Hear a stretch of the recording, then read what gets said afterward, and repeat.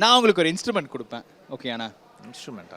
அது அப்படி சர்ப்ரைஸாக நாங்கள் எடுத்துகிட்டு வருவோம். ஸோ அந்த இன்ஸ்ட்ருமெண்ட் கொடுப்பேன், நீங்கள் அதில் வந்து வாசிக்கணும், ஓகே? எனக்கு எல்லா இன்ஸ்ட்ருமெண்ட்லாம் வாசிக்க தெரியாது, நீங்கள் எடுத்துகிட்டு வாங்க, எனக்கு எடுத்துகிட்டு ரெடியாண்ணா. அது ஆக்சுவலி ரொம்ப பெரிய இன்ஸ்ட்ருமெண்ட், நாங்கள் கஷ்டப்பட்ட ஒரு கண்ட்ரிலேருந்து எடுத்துகிட்டு வந்திருக்கோம்.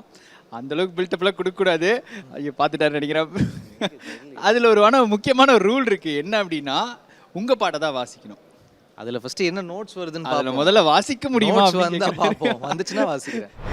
இப்போ வந்து டெஸ்டிங்கில் போயிட்டுருக்கு. மைக் டெஸ்டிங் 1 2 3 மாதிரி நாங்கள் வந்து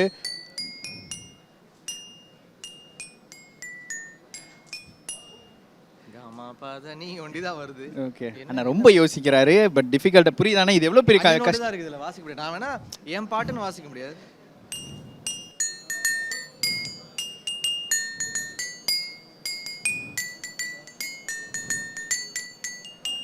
அவ்வளோதான் வரும் இதில். ஆனால் அந்த அடியை பாட்டு ட்ரை பண்ணலாமா? 5 நோட்டு தான் இருக்கு. 5 நோட்டில் எவ்வளோ வருமோ அடிச்சிருங்கண்ணே. கஷ்டம் அப்படின்னு சொல்லிட்டு அண்ணா ஏதோ ஒரு டியூன் போட்டு முடிச்சிட்டாரு. அண்ணா தேங்க்யூ ஸோ மச்ண்ணா. இந்த மாதிரி இன்ஸ்ட்ருமெண்ட் எந்த கடையில் வாங்கினீங்களோ அவங்ககிட்ட திருப்பி கொடுத்துடலாம்ல. இதை வச்சு ஒரு பிரயோஜனம் இல்லை. ஓகே, எனிவேஸ் அண்ணா ரொம்ப நன்றி. அண்ட் இந்த அவார்டு மாதிரி இதை விட நிறைய அவார்ட்ஸ் நீங்கள் வாங்கணும் அப்படின்னு சொல்லிட்டு நான் வந்து விஷ் பண்ணிக்கிறேன். அண்ட் உங்களோட படங்கள் எல்லாமே வெற்றி படங்களாக மாறணும் அப்படின்னு சொல்லிட்டு நான் விஷ் பண்ணிக்கிறேன். தியேட்டரில் போய் பாருங்க. கண்டிப்பாண்ணா, கண்டிப்பாக. Thank you so much and all the best. இப்போ நீங்கள் நம்பர் 1 பொசிஷனில் இவ்வளோ நாள் இருக்கும்போது உங்களுக்கு என்ன அடுத்து பண்ணணும் அப்படின்னு தோணுது? ஆர் ஏதாவது ஒன்று அந்த பெண்களுக்கு சொல்லணும். நம்பர் 1 அவங்களோட என்ன சொல்கிறது ஏரியாவில் அவங்க நம்பர் 1 இருப்பாங்களா? அவங்களுக்கு ஏதாவது சொல்லணும்னு உங்களுக்கு விருப்பம் இருக்கா? I think every one should have the dream for ever அப்படின்னு நினைக்கிறேன். ஏதோ ஒன்று நம்ம அச்சீவ் பண்ணிட்டோன்னா அதுக்கு மேலே என்ன அச்சீவ் பண்ண முடியும்னு நினைக்கணும். And I think a woman growing up in life is not something that everyone likes and acknowledges, but அப்பப்போ கொஞ்சம் சில பேர் வந்து பாராட்டுவாங்க, சில பேர் கொஞ்சம் குறை சொல்லுவாங்க.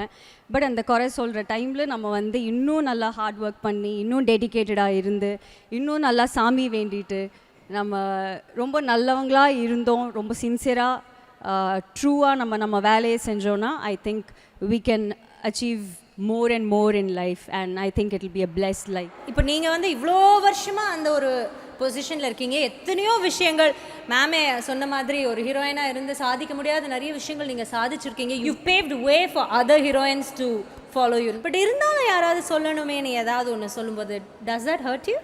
இப்போவும் நிறைய பார்த்தாச்சு, ஸோ அதனால் ஓகே தான்.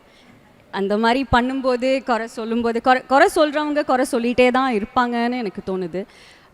I think they should just be a little more nicer to generally every one அப்படின்னு நினைக்கிறேன். And specially women. ஏன்னா மற்றவங்க ஒர்க் பண்ணுறதோட ஒரு 10 times 50 times அதிகமாக நம்ம ஒர்க் பண்ணால் தான் ஒரு பொசிஷனுக்கு நம்ம வந்து ரீச் ஆக முடியும்.